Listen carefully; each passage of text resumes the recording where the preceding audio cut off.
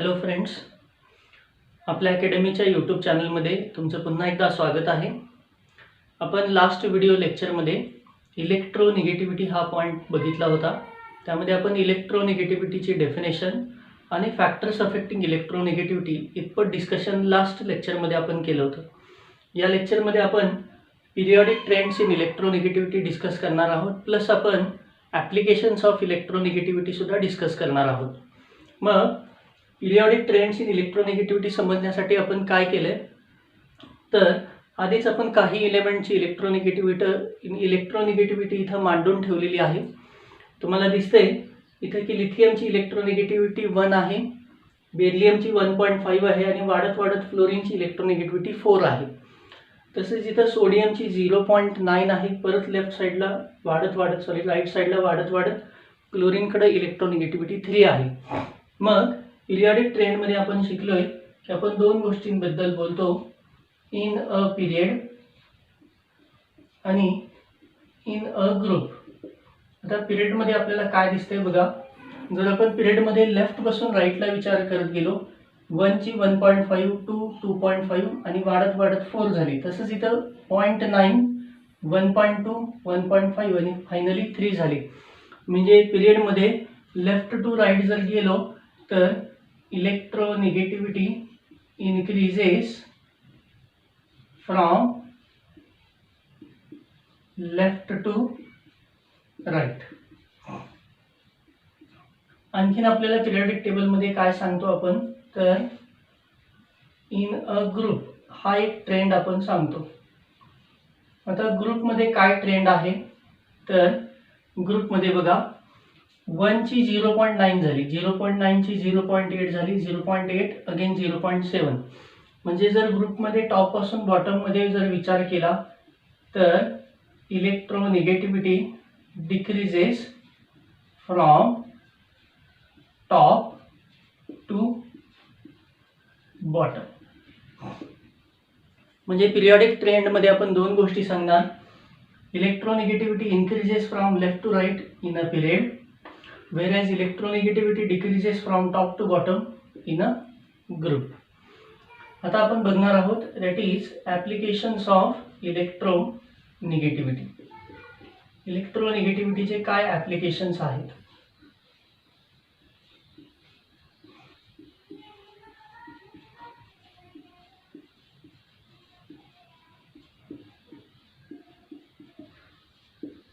बघा, इलेक्ट्रोनिगेटिव्हिटी हा पॉईंट आपल्यासाठी खूप महत्त्वाचा आहे. इलेक्ट्रोनिगेटिव्हिटीचं पहिलं ॲप्लिकेशन ते म्हणजे metallic and non metallic character. एखादा इलेमेंट मेटल आहे का एखादा इलेमेंट नॉन मेटल आहे हे इलेक्ट्रोनिगेटिव्हिटी व्हॅल्यूवरून सांगता येतं. बघा, आपण जर मेटलच्या इलेक्ट्रोनिगेटिव्हिटी व्हॅल्यूकडे ऑब्झर्व केलं तर लिथियम पासून सेझियम पर्यंत बघा व्हॅल्यू 1 किंवा 1 पेक्षा कमी, 1च्या आसपास व्हॅल्यू आहेत. बघा, मॅग्नेशियमची सुद्धा व्हॅल्यू बघा. पण आपण जर नॉन मेटलकडे बघितलं तर इलेक्ट्रोनिगेटिव्हिटीची व्हॅल्यू ही हाय आहे. म्हणजे आपण सिम्पली काय म्हणूया तर लो इलेक्ट्रोनिगेटिव्हिटी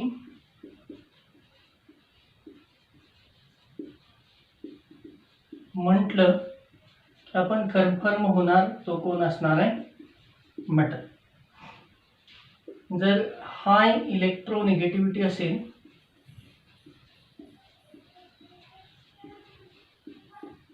तर आपण परत कन्फर्म होणार तो असणार आहे नॉन मेटल. म्हणजे इलेक्ट्रोनिगेटिव्हिटी व्हॅल्यूवरून एखादा एलिमेंट मेटल आहे का नॉन मेटल आहे हे कन्फर्म सांगता येतं. दुसरं इलेक्ट्रोनिगेटिव्हिटी व्हॅल्यूचं दुसरं आणखीन एक ॲप्लिकेशन आहे ते म्हणजे बॉन्ड लेंथ. जर दोन एलिमेंटमध्ये बॉन्ड तयार झाला असेल तर त्यांची बॉन्ड लेंथ सांगता येते. कशी बघा, आपण कंपाऊंड कन्सिडर करूया hydrogen fluoride, hydrogen chloride, hydrogen bromide आणि हायड्रोजन आयोडाईड. आता यातल्या हायड्रोजन फ्लोराईड मधल्या फ्लोरीन आणि हायड्रोजनच्या इलेक्ट्रोनिगेटिव्हिटी डिफरन्स काढूया. तसंच आयोडीन आणि हायड्रोजन मधला सुद्धा इलेक्ट्रोनिगेटिव्हिटी डिफरन्स काढूया. बघा, फ्लोरीनची इलेक्ट्रोनिगेटिव्हिटी 4 आहे. 4 - 2.1 इथं इलेक्ट्रोनिगेटिव्हिटी मधला डिफरन्स येणार 1.9. HI मध्ये बघा, आयोडीनची 2.5 आहे आणि हायड्रोजनची 2.1, म्हणजे इथं इलेक्ट्रोनिगेटिव्हिटी मधला डिफरन्स येणार 0.4. बघा, मग रूल असा आहे की bond length is inversely proportional to electronegativity difference. जितका इलेक्ट्रोनिगेटिव्हिटी डिफरन्स जास्त तितकी बॉन्ड लेंथ जास्त. म्हणजे या दोघांमध्ये बॉन्ड लेंथ कुणाची जास्त असेल तर HI ची बॉन्ड लेंथ जास्त असेल आणि बॉन्ड लेंथ कमी कुणाची असेल तर HF ची बॉन्ड लेंथ कमी असेल. त्याच्यानंतर इलेक्ट्रोनिगेटिव्हिटीचं तिसरं ॲप्लिकेशन आहे बॉन्ड स्ट्रेंथ. एखादा बॉन्ड किती स्ट्रॉंग आहे किंवा किती वीक आहे हे इलेक्ट्रोनिगेटिव्हिटी वरून सांगता येतं. बघा, रूल असा आहे bond strength is directly proportional to electronegativity difference. दोन इलेमेंटमध्ये जेवढा इलेक्ट्रोनिगेटिव्हिटी डिफरन्स जास्त असेल तेवढा तो बॉन्ड स्ट्रॉंग असतो. या दोन इलेमेंटमध्ये इलेक्ट्रोनिगेटिव्हिटी डिफरन्स बघा आणि ह्या दोन इलेमेंटमधला इलेक्ट्रोनिगेटिव्हिटी डिफरन्स बघा. मग आपण सांगू शकतो की हा बॉन्ड स्ट्रॉंग असेल आणि हा बॉन्ड वीक असेल. त्याच्यानंतर इलेक्ट्रोनिगेटिव्ह वरून आपल्याला आणखीन एक गोष्ट सांगता येते ती म्हणजे रिएक्टिव्हिटी.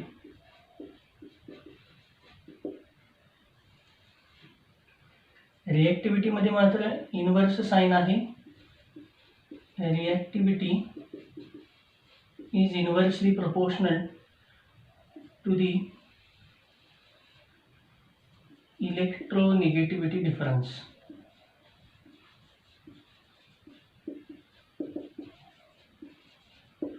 बघा, इलेक्ट्रोनिगेटिव्हिटी डिफरन्स जितका जास्त असेल ना तेवढा बॉन्ड स्ट्रॉंग असल्यामुळे रिएक्टिव्हिटी कमी बघायला मिळते. इलेक्ट्रोनिगेटिव्हिटी डिफरन्स जितका कमी असेल ना तितका बॉन्ड वीक असतो आणि तो बॉन्ड वीक असल्यामुळे आपल्याला रिएक्टिव्हिटी जास्त बघायला मिळते. त्याच्यानंतर या इलेक्ट्रोनिगेटिव्हिटी पॉईंटचं आणखीन सुद्धा ॲप्लिकेशन आहे. बघा, ॲप्लिकेशन असं आहे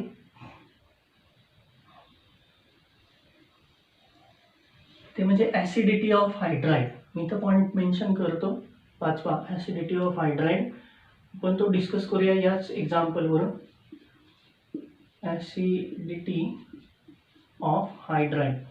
हायड्राईड म्हणजे हायड्रोजन बरोबरचं कंपाऊंड. हायड्राईड म्हणजे हायड्रोजन बरोबरचं कंपाऊंड, जे की तुम्हाला इथं दिसतंय HCl, HCl, HBr आणि HI. यामध्ये कुणाची ॲसिडिटी जास्त असेल म्हणजे यातला ॲसिडिक कोण आहे.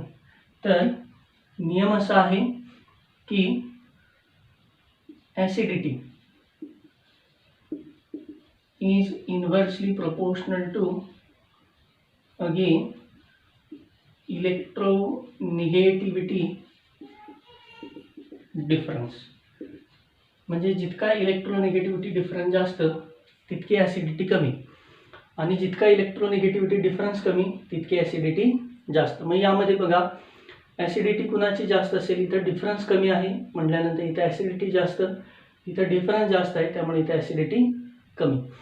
एकदा हा प्रश्न एकदा अरेंज दी ऑर्डर असा येऊन गेलेला आहे. यामधलं स्ट्रॉंग ॲसिड जर कोण असेल तर ते HI आहे. यामधलं वीक ॲसिड जर कोण असेल तर ते HF आहे. का तर ह्याची ॲसिडिटी जास्त आहे प्लस याची रिएक्टिव्हिटी सुद्धा जास्त आहे.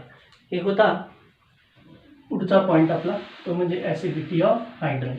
मी मेन्शन करतो पुन्हा एकदा की बाबा acidity is inversely proportional to electronegativity difference.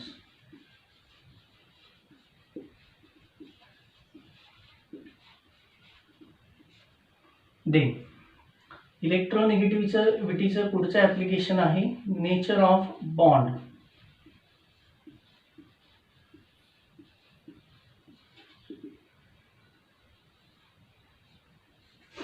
Nature of bond म्हणजे काय? बॉन्ड आपल्याला दोन प्रकारचे माहीत आहेत. एक असतो आयनिक बॉन्ड, दुसरा कोव्हलंट bond.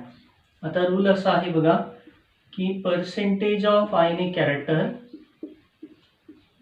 Is equal to 16 into bracket electronegativity of A minus electronegativity of B plus 3.5 into bracket electronegativity of A minus electronegativity of B bracket square. काय करायचं आहे तर ज्या दोन लोकांमध्ये तुम्हाला सांगितले, म्हणजे समजा तुम्हाला असं सांगितलं की ए आणि बी मधला बॉन्ड किती टक्के आयनिक आहे ते सांगा, हो का. आयनिक कॅरेक्टर 0% ज्यावेळी येईल, आयनिक कॅरेक्टर 0% येईल त्यावेळी तो बॉन्ड प्युअरली कोव्हलंट असेल. म्हणजे बघा, समजा हायड्रोजन सिंगल बॉन्ड हायड्रोजन असेल तर हायड्रोजनची इलेक्ट्रोनिगेटिव्हिटी 2.1, 2.1 मायनस 2.1 0, 0 इंटू 16 0, 2.1 मायनस 2.1 0, 0चा स्क्वेअर 0, 0 इंटू 3.5 0, 0 प्लस 0 0. म्हणजे हायड्रोजनच्या बॉन्डमध्ये आयनिक कॅरेक्टर किती रे? 0. म्हणजे हायड्रोजन सिंगल बॉन्ड हायड्रोजन असेल तर तो बॉन्ड कसा असेल? कोव्हलंट असेल. मग अशा व्हॅल्यू पुट केल्या की आपल्याला तो बॉन्ड कितपत आयनिक आहे हे सांगता येतं. हे इलेक्ट्रोनिगेटिव्हिटीचं आणखीन एक ॲप्लिकेशन होतं. इलेक्ट्रोनिगेटिव्हिटीचं पुढचं ॲप्लिकेशन आहे ते म्हणजे nature of hydroxide.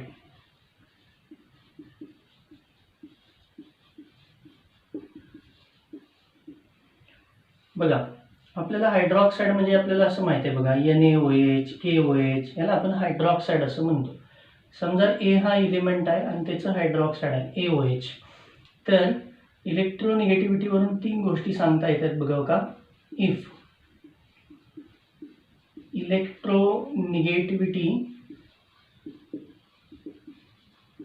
Of A is greater than 1.7, A जो आहे त्याची इलेक्ट्रोनिगेटिव्हिटी जर 1.7 पेक्षा जास्त असेल तर ते हायड्राइड ॲसिडिक असतं, सॉरी हायड्रॉक्साईड ॲसिडिक असतं.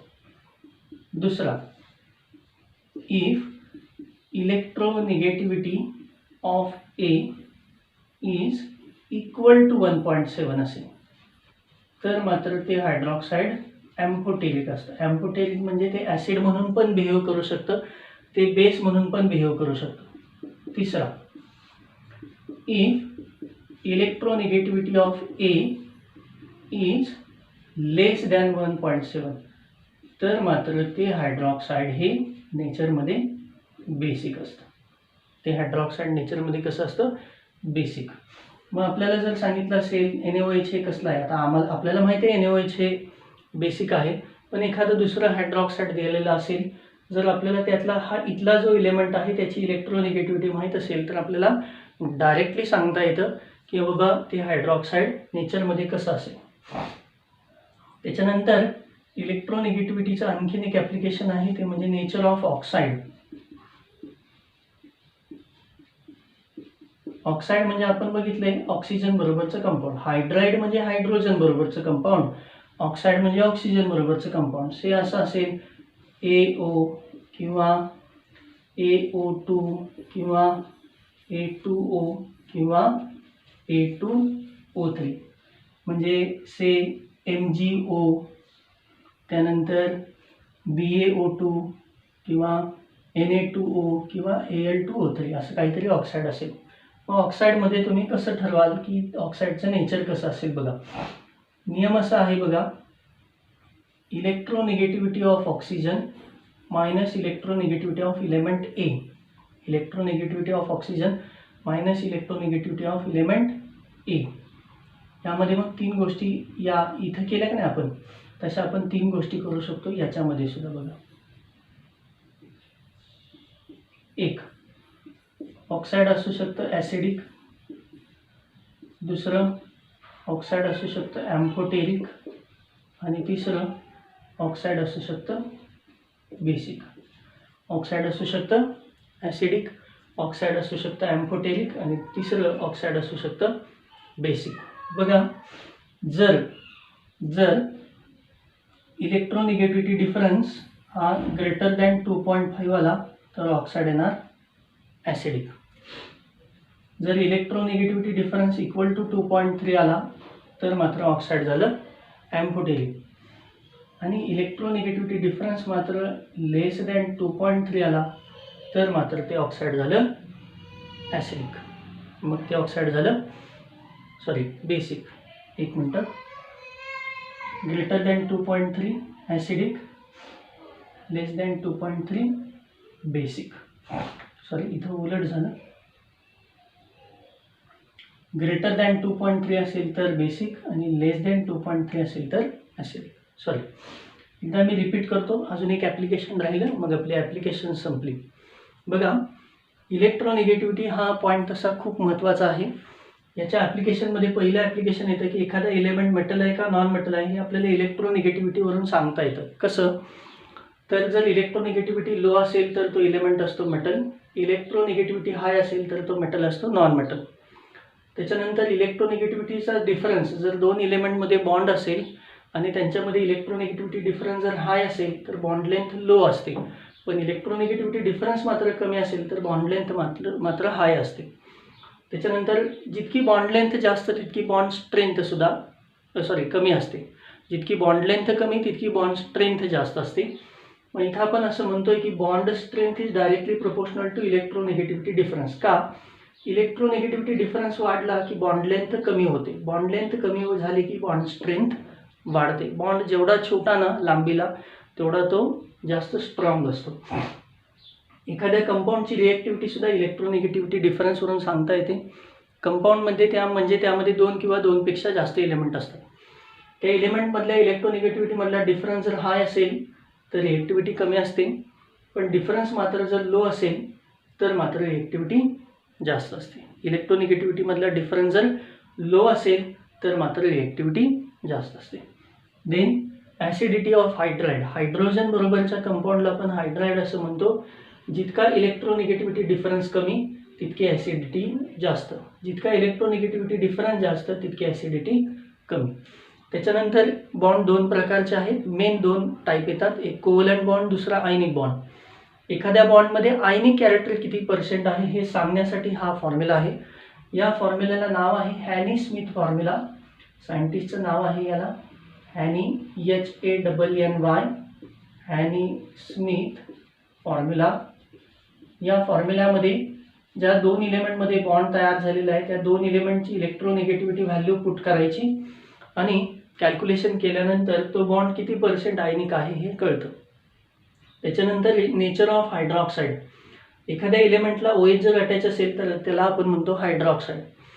हे हायड्रॉक्साईड कसं असेल, ॲसिडिक असेल, ॲम्फोटेरिक असेल का बेसिक असेल हे आपल्याला इलेक्ट्रोनिगेटिव्हिटीवरून सांगता येतं. जर इलेक्ट्रोनिगेटिव्हिटी ग्रेटर दॅन 1.7 आली एची, तर हायड्रॉक्साईड ॲसिडिक. इक्वल टू 1.7 आली ॲम्फोटेरिक, लेस दॅन 1.7 आली बेसिक. त्याच्यानंतर नेचर ऑफ ऑक्साईड. जसं हायड्राइड म्हणजे हायड्रोजन बरोबरचं कंपाऊंड तसं ऑक्साईड म्हणजे ऑक्सिजन बरोबरचं कंपाऊंड. आता ऑक्सिजनची इलेक्ट्रोनिगेटिव्हिटी त्या एलिमेंटची इलेक्ट्रोनिगेटिव्हिटी यामधला डिफरन्स जर एक्झॅक्टली 2.3 आला किंवा अप्रॉक्सिमेटली 2.3 आला तर ते कंपाऊंड ॲम्फोटेरिक असतं. जर लेस दॅन 2.3 आला तर ते कंपाऊंड ॲसिडिक असतं आणि मोर दॅन 2.3 आला तर मात्र ते कंपाऊंड बेसिक असतं. इलेक्ट्रोनिगेटिव्हिटीचं शेवटचं ॲप्लिकेशन आहे, मी इथं लिहितो ते ॲप्लिकेशन. म्हणजे मग इलेक्ट्रोनिगेटिव्हिटीमधलं ॲप्लिकेशन हा पार्ट आपला संपला. इलेक्ट्रोनिगेटिव्हिटीचं 9वं ॲप्लिकेशन आहे नॉमेनक्लेचर ऑफ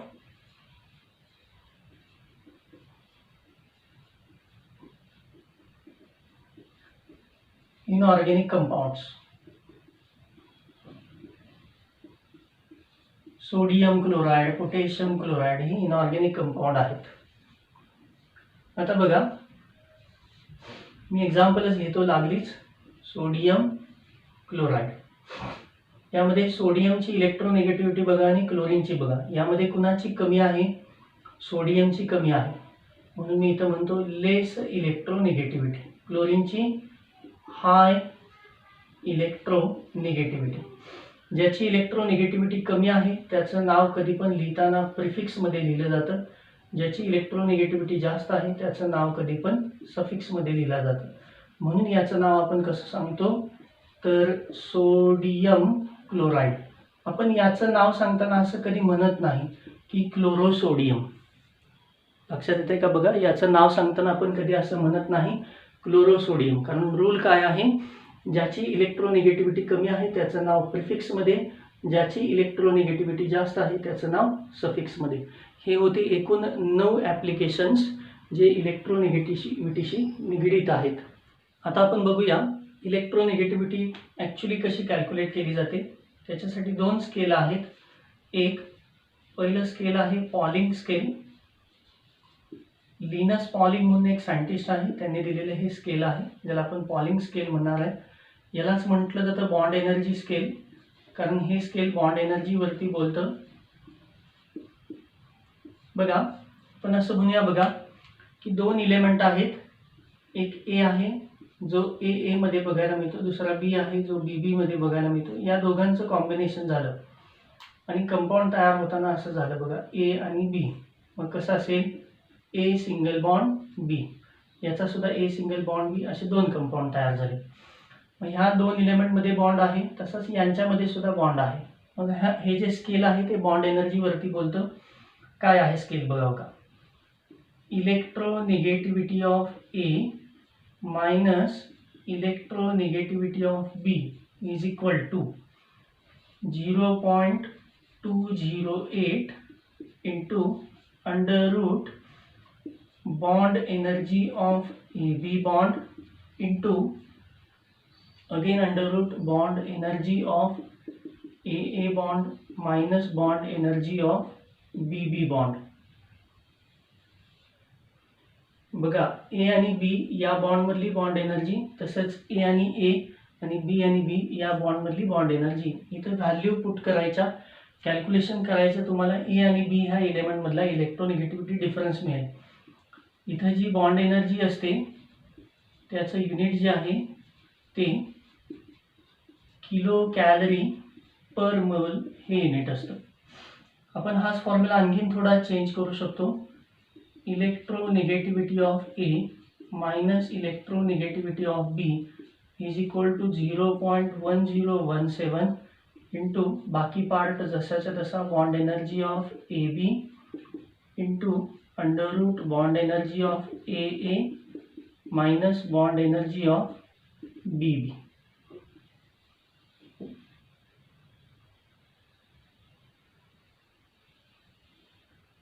आता मात्र इथे जी बॉन्ड एनर्जीची व्हॅल्यू असते ती किलो जूलमध्ये असते. Here bond energy is equal two kilo joule पर मोल. दुसरं स्केल आहे त्याला मिलिकन स्केल असं म्हणतात.